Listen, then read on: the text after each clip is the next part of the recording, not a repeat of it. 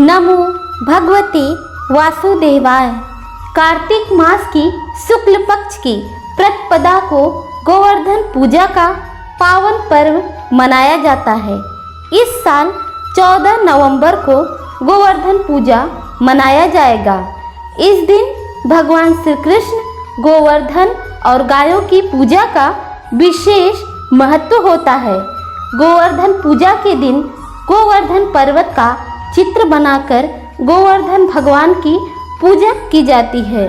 इस दिन भगवान को अन्नकूट का भोग भी लगाया जाता है, जिस वजह से गोवर्धन पूजा को अन्नकूट पूजा भी कहा जाता है। गोवर्धन पूजा के दिन भगवान श्री कृष्ण को 56 या 108 तरह के पकवानों का भोग भी लगाया जाता है। गोवर्धन पूजा के दिन महिलाएं अपने घर में गोबर का पर्वत बनाकर उसकी पूजा करती हैं। गोवर्धन पूजा में कथा को पढ़ने का खास महत्व होता है।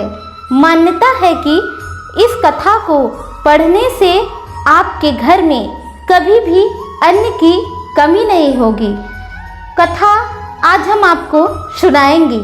गोवर्धन पूजा की पौराणिक कथा के अनुसार द्वापर युग में एक बार देवराज इंद्र को अपने ऊपर अभिमान हो गया था। इंद्र का अभिमान चूर करने के लिए भगवान श्री कृष्ण ने एक अद्भुत लीला रची। श्री कृष्ण ने देखा कि एक दिन सभी ब्रिजवासी उत्तम पकवान बना रहे थे और किसी पूजा की तैयारी में व्यस्त थे। इसे देखते हुए भगवान श्री कृष्ण ने माता यशोदा से पूछा कि यह किस बात की तैयारी हो रही है। श्री कृष्ण की बातें सुनकर माता यशोदा ने बताया कि इंद्रदेव की सभी ग्रामवासी पूजा करते हैं, जिससे गांव में ठीक से वर्षा हो और कभी भी फसल खराब न हो और अन्न धन बना रहे। उस समय लोग इंद्रदेव को प्रसन्न करने के लिए अन्नकूट चढ़ाते थे। यशोदा मैया ने श्री कृष्ण को यह भी बताया कि इंद्रदेव की कृपा से ही अन्न की पैदावार होती है और उनसे गायों को चारा मिलता है।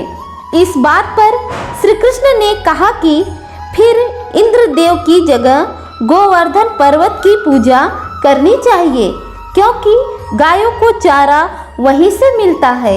इंद्रदेव तो कभी प्रसन्न नहीं होते और न ही दर्शन देते हैं। इस बात पर ब्रिज के लोग इंद्रदेव की जगह गोवर्धन पर्वत की पूजा करने लगे। यह देखकर इंद्रदेव बहुत ही क्रोधित हो गए और मूसलाधार वर्षा शुरू कर दी। इंद्रदेव ने इतनी वर्षा की कि समस्त ब्रिजवासियों को फसल के साथ काफी नुकसान हो गया। ब्रिजवासियों को परेशानी में देखकर भगवान श्री कृष्ण ने अपनी कनिष्ठा उंगली पर पूरा गोवर्धन पर्वत उठा लिया और सभी ब्रिजवासियों को अपने गाय और बछड़ों समेत पर्वत के नीचे शरण लेने के लिए कहा। इस बात पर इंद्र श्री कृष्ण की यह लीला देखकर और भी क्रोधित हो गए और उन्होंने वर्षा की गति को और ज़्यादा तीव्र कर दिया। तब भगवान श्री कृष्ण ने सुदर्शन चक्र से कहा कि आप पर्वत के ऊपर विराजमान होकर वर्षा की गति को नियंत्रित करें और शेषनाग से कहा कि आप मेड़ बनाकर पानी को पर्वत की ओर आने से रोकें। इंद्र लगातार 7 दिन तक वर्षा करते रहे। तब ब्रह्मा जी ने इंद्र से कहा कि श्री कृष्ण भगवान विष्णु के अवतार है और उन्हें श्री कृष्ण जी की पूजा की सलाह भी दी। ब्रह्मा जी की बात सुनकर इंद्र ने श्री कृष्ण से क्षमा मांगी और उनकी स्तुति की।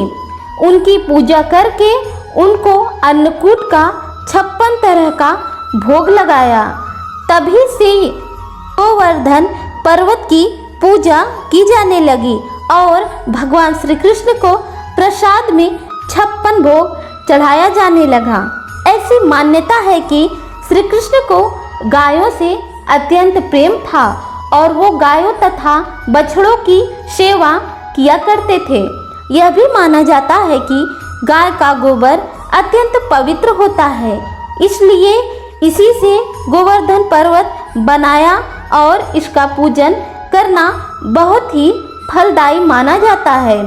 इस दिन गोबर से गोवर्धन पर्वत की आकृति बनाई जाती है। इसके चारों कोनों में करवा की शीकें लगाई जाती हैं। इसके भीतर कई अन्य आकृतियां भी बनाई जाती हैं और इसकी पूजा विधि विधान से की जाती है। ऐसी मान्यता है कि इस दिन जो भी गोवर्धन की इस कथा का पाठ करता है और श्रद्धा पूर्वक गाय के गोबर से बने पर्वत की पूजा करता है, उसकी सभी मनोकामनाओं की पूर्ति अवश्य होती है। आप सभी को गोवर्धन पूजा की हार्दिक शुभकामनाएं। ओम नमो भगवते वासुदेवाय।